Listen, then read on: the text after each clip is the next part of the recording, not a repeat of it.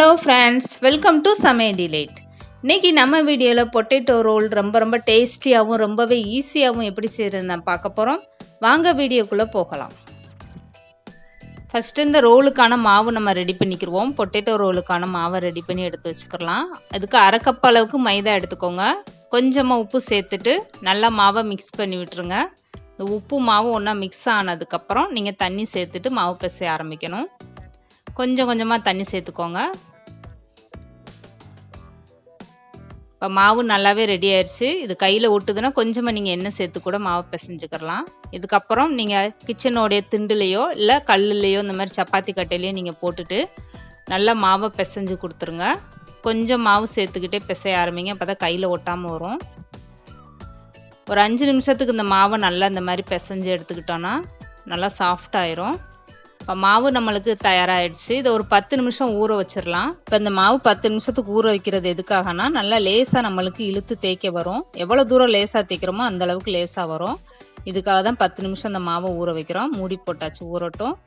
இந்த சைடு நம்ம மசாலா ரெடி பண்ண ஆரம்பிச்சிடலாம். 2 ஸ்பூன் அளவுக்கு எண்ணெய் சேர்த்துக்கோங்க. இதில் கொஞ்சமாக கட் பண்ணி வச்சுருக்க வெள்ளை பூண்டு, இது கூடவே கொஞ்சமாக இஞ்சி சேர்த்துக்கோங்க. பொடிசாக கட் பண்ணிட்டு சேர்த்துக்கோங்க. இது ரெண்டுமே ரொம்ப நேரம் நம்மளுக்கு வதங்க வேணாம். நம்ம எண்ணெயில் பொரிச்சு தான் எடுக்க போகிறோம். அதனால் மசாலா ரொம்ப வதங்க வேணாம். இது கூட இப்போ நான் ஒரு பெரிய வெங்காயம் கட் பண்ண சேர்த்துருக்கேன். சிறுசாக இருந்தால் நீங்கள் 2 வெங்காயம் சேர்த்துக்கோங்க. இதே லேசாக வதக்கி விட்டால் போதும். இப்போ இது கூடவே வேக வச்ச உருளைக்கிழங்கையும் சேர்த்துக்கோங்க. நான் 5 உருளைக்கிழங்கு எடுத்திருக்கேன். நல்லா வேக வச்சுட்டு மசிச்சு சேர்த்துருக்கேன். இதையும் சேர்த்துட்டு இதுக்கு தேவையான அளவு உப்பு சேர்த்துக்கோங்க. இது கூடவே அரை டேபிள் ஸ்பூன் அளவுக்கு தனி மிளகாய் தூள், 1 டேபிள் ஸ்பூன் அளவுக்கு ஜீரகத்தூள், அரை டேபிள் ஸ்பூனுக்கு கறி மசாலா தூள் சேர்த்துக்கோங்க. சேர்த்துட்டு ஸ்டவ்வை குறைச்சி வச்சுட்டு நல்லா வதக்கி விடுங்க. நம்மளுக்கு ரொம்ப நேரம் மசாலா வதங்க தேவையில்லை.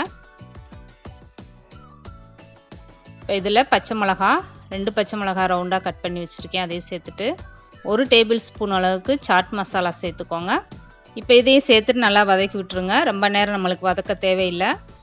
ஸ்டவ்வை குறைச்சி வச்சுட்டே தான் வதக்கிட்டுருக்கோம். இதில் கொத்தமல்லி தூவிக்கோங்க. கொத்தமல்லி கொஞ்சம் அதிகமாகவே தூவிக்கோங்க.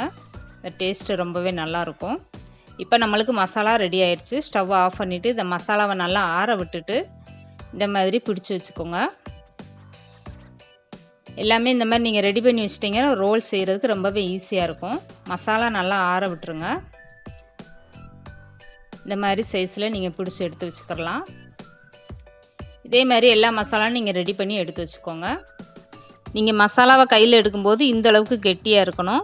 இப்போ ரொம்பவே சூப்பராக நம்ம பொட்டேட்டோ ரோலுக்கான மசாலா எல்லாம் ரெடி ஆயிடுச்சு. இப்போ மாவு எப்படி தேய்க்கிறதுன்னு பார்ப்போம்.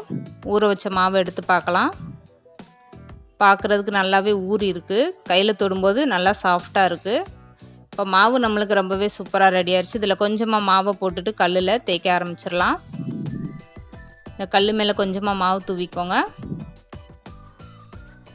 நல்லா பிசைஞ்சு கொடுத்துக்கோங்க. இது சின்ன உருண்டையாக எடுத்துக்கோங்க. ஒரே நேரத்தில் நம்ம எல்லா மாவையும் தேய்க்க போகிறதில்ல. சப்பாத்தி மாவு மாதிரி சின்ன உருண்டையாக எடுத்துக்கோங்க. இதிலேருந்து இதையும் கொஞ்சம் நல்லா நீளமாக தேய்ச்சி எடுத்துக்கோங்க. இந்த மாதிரி நீளமாக எவ்வளோ லேசாக நீளமாக தேய்க்க முடியுமோ தேய்ச்சி எடுத்துக்கோங்க. இதுக்கப்புறம் கத்தியில் சின்ன பீஸாக போட போகிறோம். இந்த அளவுக்கு நல்லா நீளமாக எடுத்துகிட்டு சின்ன பீஸாக அந்த மாதிரி கட் பண்ணி எடுத்துக்கோங்க. அப்போ எல்லா உருண்டையும் நம்மளுக்கு ஈவனாக வரும். இந்த அளவுக்கு சின்ன பீஸாக போட்டால் போதும். இந்த மாதிரி எல்லா மாவையும் நம்ம கட் பண்ணி எடுத்துக்கலாம். நான் சின்னதாக ஒரு உருண்டை தான் எடுத்தேன், சப்பாத்தி மாவு மாதிரி. அதில் இத்தனை பீஸ் நான் கட் பண்ணி எடுத்திருக்கேன் பாருங்கள். இதை நல்லா கையில் வச்சு இந்த மாதிரி உருட்டி எடுத்துக்கோங்க. உருண்டையாக வெடிப்பு இல்லாமல் நல்லா உருண்டையாக உருட்டி எடுத்துக்கோங்க. இதே மாதிரி எல்லா மாவையும் நீங்கள் ரெடி பண்ணி உருட்டி எடுத்து வச்சுக்கோங்க. எல்லாத்தையுமே நம்ம இந்த மாதிரி ரெடி பண்ணியாச்சு பாருங்கள். நான் எடுத்திருந்த ஒரு உருண்டையில் இத்தனை பீஸ் நம்மளுக்கு வந்திருக்கு. இப்போ அதை தேய்க்க ஆரம்பிச்சிடலாம். கல்லில் கொஞ்சமாக மாவு போட்டுக்கோங்க. மாவு கொஞ்சமாக தூவிக்கிட்டு நல்லா லேசாக தேய்க்க போகிறோம். பேப்பர் மாதிரி நீங்கள் எவ்வளோ லேசாக தேய்க்க முடியுமோ அவ்வளோ லேசாக தேய்ங்க. அப்போ தான் நல்லா மொறுன்னு நல்லாயிருக்கும் சாப்பிடும்போது. இந்த மாதிரி மாவை தூவிக்கிட்டே நீங்கள் தேய்க்கும் போது எவ்வளோ லேசாக தேய்ச்சாலும் உங்களுக்கு ஒட்டாது சப்பாத்தி கட்டையில். அதுக்காக தான் அப்பப்போ லைட்டாக மாவை தூவிக்கிட்டே நம்ம தேய்க்கிறோம். எவ்வளோ லேசாக நீங்கள் தேய்ச்சாலும் இதில் கல்லில் ஒட்டாமல் நம்மளுக்கு ஈஸியாக வரும். நீங்கள் சப்பாத்தி மாதிரி ரவுண்டாகவே தேய்ச்சிக்கோங்க. சின்ன உருண்டையில் நான் எவ்வளோ பெருசாக தேய்ச்சி எடுத்திருக்கேன் பாருங்கள். அந்தளவுக்கு லேசாக நீங்கள் தேய்ச்சி எடுக்கணும். பேப்பர் கணத்தில் நம்ம அந்தளவுக்கு தேய்ச்சி எடுத்தோன்னா போதும். பாருங்கள், நல்லா ரவுண்டாக நான் தேய்ச்சி எடுத்துகிட்டு எவ்வளோ லேசாக இருக்குது பாருங்கள். இவ்வளவுக்கு லேசாக நீங்கள் தேய்ச்சி எடுத்துக்கோங்க. கையில் ஒட்டவே ஒட்டலை. இப்போ நல்லாவே நம்மளுக்கு இந்த ரோல் பண்ணுறதுக்கு மாவு ரெடி ஆயிடுச்சு. எவ்வளோ லேசாக இருக்குது பாருங்கள். இப்போ இதில் எப்படி மசாலா வச்சு ரோல் பண்ணுறதுன்னு பார்க்கலாம். ஒரு கிண்ணத்தில் நான் கொஞ்சமாக மைதா சேர்த்துட்டு தண்ணி கலந்து வச்சுருக்கேன். இதை நம்ம ரோல் பண்ணையில் சுற்றி அப்ளை பண்ணுறதுக்காக வச்சுருக்கேன். இப்போ இந்த மசாலாவை இந்த மாதிரி வச்சுருங்க. அந்த சீட்டில் தேய்ச்சி வச்சுருக்க அந்த சீட்டில் மசாலாவை வச்சுட்டு கொஞ்சம் மேலே ஏற்றி வைங்க. நடுவில் இந்த மாதிரி வச்சுட்டு சுற்றி இந்த கலந்து வச்சுருக்க மாவை அப்ளை பண்ணி விட்டுருங்க. இதை நம்ம பொரிச்சு எடுக்கும்போது பிரிஞ்சு வராமல் இருக்கிறக்காக தான் லைட்டாக இந்த மாதிரி மாவு சேர்க்குறோம். லேசாக அப்ளை பண்ணி விட்டிங்கன்னா போதும். இப்போ இந்த மாவை எடுத்து இந்த மாதிரி ஒரு ரோல் பண்ணிக்கோங்க. ரோல் பண்ணிவிட்டு சுற்றி உள்ள இந்த ஓரங்களை எடுத்து சின்னதாக இந்த மாதிரி ஒரு மடிப்பு மடிச்சிருங்க. இந்த மசாலாலாம் நம்மளுக்கு வெளியேறாமல் இருக்கிறக்காக தான் இந்த மாதிரி மடிக்கிறோம். இந்த ஓரங்களை இந்த மாதிரி லேசாக மடிச்சுட்டு அப்படியே ரோல் பண்ணுறது தான். ரொம்பவே ஈஸி தான். கொஞ்சம் டைட்டாக பிடிச்சிட்டு இந்த மாதிரி ரோல் பண்ணி விட்டுருங்க. பாருங்கள், இப்போ நல்லாவே சூப்பராக நம்ம ரோல் பண்ணியாச்சு. இதே மெத்தடில் எல்லா ரோலையும் நீங்கள் பண்ணி எடுத்து வச்சுக்கோங்க. இந்த மாதிரி செஞ்சு வச்சிட்டிங்கன்னா பொரிச்சு எடுக்கிறது ரொம்பவே ஈஸி தான். மசாலா எதுவுமே வெளியே வராது இந்த மாதிரி நீங்கள் ரோல் பண்ணும்போது.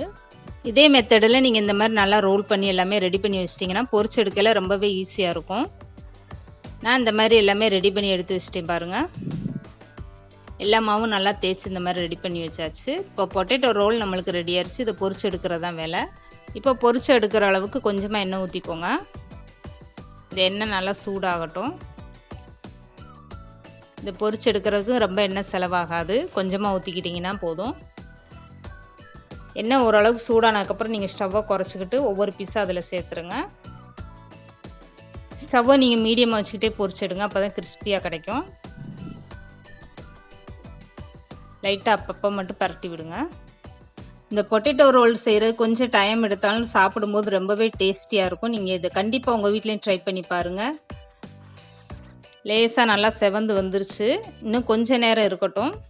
இன்னும் கொஞ்சம் நல்லா செவந்து வரட்டும். இப்போ நம்மளுக்கு ரொம்பவே சூப்பராக பொட்டேட்டோ ரோல் ரெடி ஆயிடுச்சு. இது எல்லாமே எடுத்துடலாம். இந்த அளவுக்கு செவந்துருச்சுன்னா போதும்.